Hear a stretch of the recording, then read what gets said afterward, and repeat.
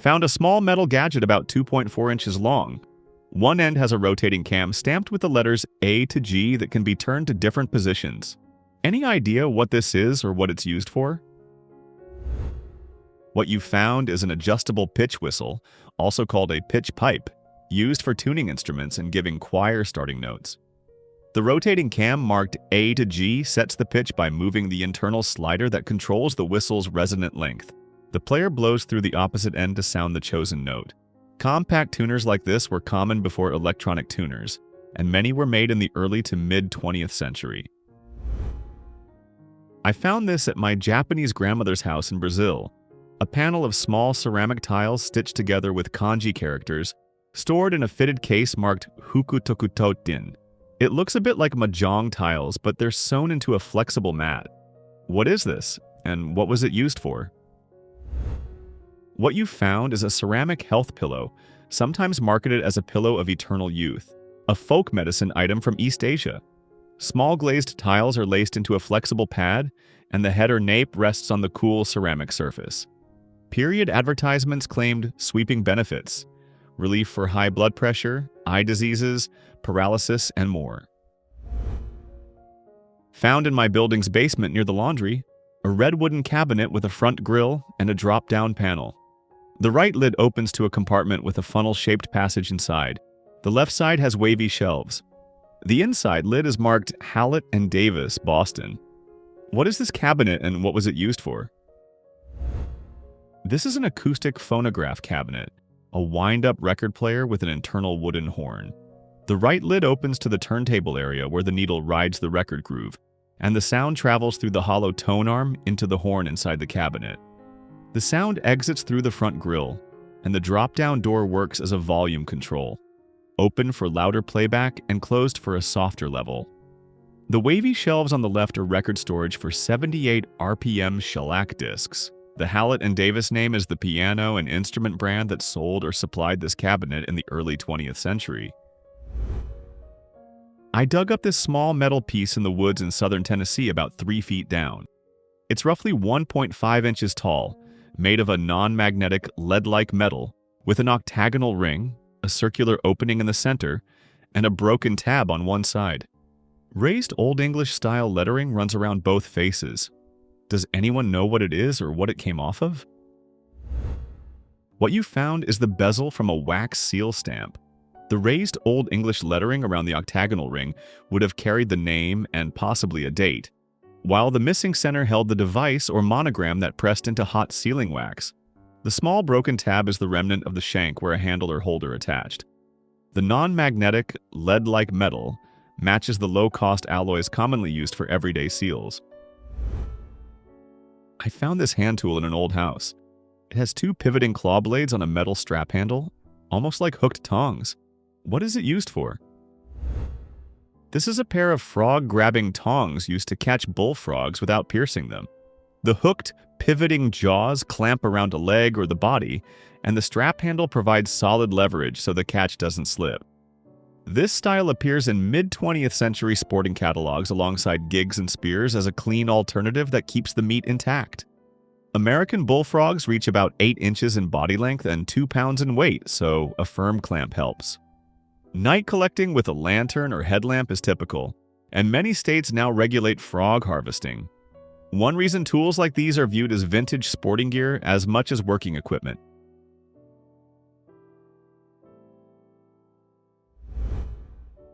Found this barrel-shaped wooden device with a hand crank and a locking latch. The top has a hinged lid, and inside there's a slatted tumbler that rotates when the crank is turned. Any idea what this was used for? What you found is a barrel butter churn, a hand-cranked churn with an internal slatted dasher. Cream was poured in through the top. The lid latched and the crank turned so the wooden tumbler paddled the cream. Agitation caused the butter fat to gather into grains and then a solid mass of butter, leaving buttermilk to be poured off.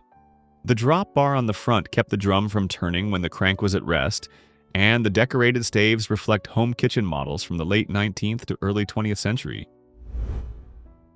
I found a heavy, spring-loaded pair of pliers stamped Mars and DRGM 1912. They're about 9 inches long and 5 inches across. Any idea what these were used for? This is a pair of saw-set pliers from Germany, registered DRGM 1912, and sold under the trade name Mars. Carpenters carried tools like this to tune a handsaw after sharpening. A tooth rests against the small stop on the lower jaw, and when the handles close, a cam nudges that tooth slightly outward. The next tooth is skipped, and the pattern continues down the plate. The saw is then flipped and the same sequence is repeated to create a left-right rhythm. Those tiny bends make the kerf a bit wider than the blade, so the cut stays straight and sawdust clears. The arched throat fits blades of different depths. The coil spring returns the jaws to open, and the adjustable stop lets the user choose a gentler set for soft pine or a firmer one for oak. Before disposable blades, this pocket-sized setter was standard kit in European shops and on job sites.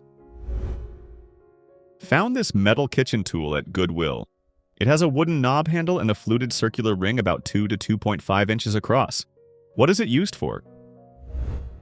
What you found is a ravioli stamp, a hand cutter that seals and trims stuffed pasta in one press.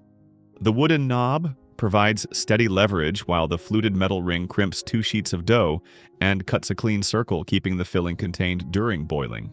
In the United States, fluted cutters and ravioli stamps became common in Italian-American kitchens by the early to mid-20th century, then spread widely after World War II as home pasta gear from brands like Imperia and Marcato reached department stores. Stamps were usually made with a turned beechwood knob and an aluminum or steel ring. Beyond pasta, the same crimped rim works for small cookies and hand pies, which is why vintage examples turn up in mixed baking tools bins. Found in a basement inside a leather case, this precision metal tool comes with a row of small screw-in rings. It looks like an accessory for a camera or microscope. Does anyone know what it is? This set is a Leitz Wetzlar rotating slide holder for a polarized light microscope. It centers and rotates a thin section with high precision. The degree scales and verniers indicate the angle, and the screw-in rings adapt to different mounts. In polarized light, minerals and other crystalline materials display optical behavior that reveals structure and composition, so this attachment is used in geology and materials labs. Leitz produced accessories of this type in Germany in the mid-20th century. Comparable kits, when complete and clean, sell for around $600 depending on condition. I found a pocket-sized metal case with a plunger that locks it shut when pressed and pops it open when pulled. It's chrome-plated steel engraved 1924, about 3.5 by 2.5 by 0.7 inches. Inside are 2 spring clips and a vented recess with small holes in the center. Does anyone know what this is or what it was used for? This is a combination tobacco case and pipe filler, marketed in the 1910s and 1920s under names such as Barron's Improved Combination Cartridge Case and Pipe Filler. The chrome-plated clamshell holds loose tobacco, and the plunger both locks the case and operates the loading mechanism. When the plunger is pulled, the case opens. When the mouth of the case is placed over the pipe bowl and the plunger is pressed, a measured charge is driven through the perforated recess into the bowl, with the holes venting air and breaking up clumps. The 2 spring clips secure a small paper tobacco charge or a match booklet. The 1924 engraving matches the production period. Found a small metal hand tool about the size of a potato peeler. It has a cup-shaped head with curved slots, sharpened edges inside, and the marking Pat May 8 to 23. It looks like it could be a kitchen or farm implement. Does anyone know what it is? What you found is a grapefruit seeding device, patented on May 8, 1923 by Charles Boyle of New Haven, Connecticut. It cores a halved grapefruit and removes the seeds in one motion. The tubular head centers over the fruit, the handles are spread, the inner cutters meet and slice below the seed pocket, and the core with the seeds comes out together. Gadgets like this appeared as grapefruit boomed on American breakfast tables in the 19-teens and 1920s, driven by marketing from Florida and Texas growers. Found in an old barn, this small wooden table has a foot pedal that closes a pair of metal jaws through a slot in the top. Each jaw has a small divot and screws to adjust the maximum opening. The property has lots of horse tack nearby. What is this table used for? What you found is a wreath-making table for natural greenery. A metal wreath ring sits over the slot, bunches of fir, pine, or cedar are set in place, and pressing the foot pedal brings the jaws together to crimp the ring and capture each bundle. The small divots help locate the ring, and the adjustment screws set the maximum opening for different bundle thicknesses, which lets the operator keep both hands free and work quickly.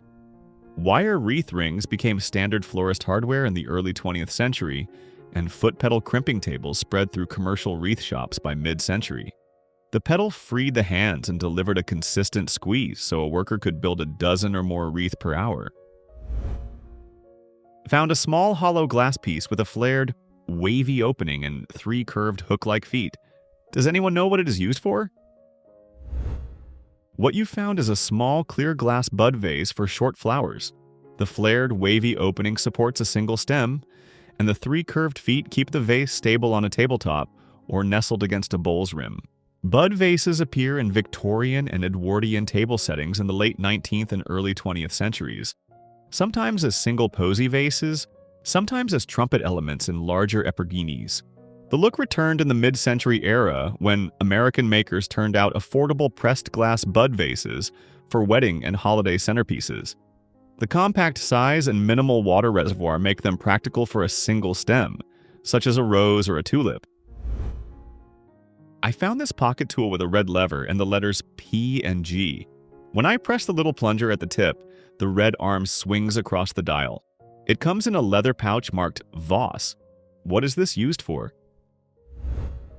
What you found is a mechanical camera self-timer.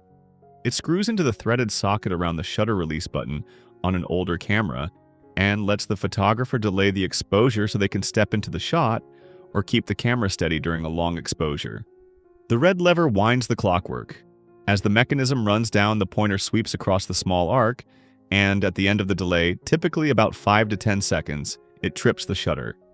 This pocket self-timer matches accessories sold with German cameras in the 1950s. The pouch marked Voss points to Walter Voss, the Ulm-based maker behind the Diax line of 35mm cameras, produced from the late 1940s through the 1950s. Self-timers like this were a handy add-on for rangefinders and folding cameras before electronic timers became standard. In the last video, I asked you to identify this small wire cage with a sphere inside. It actually goes inside a whisk. The ball helps mix ingredients more efficiently by moving around as you whisk, breaking up lumps and improving the consistency of the mixture. I really appreciate everyone who shared their guesses in the comments. It helps the video reach more people and allows the channel to grow.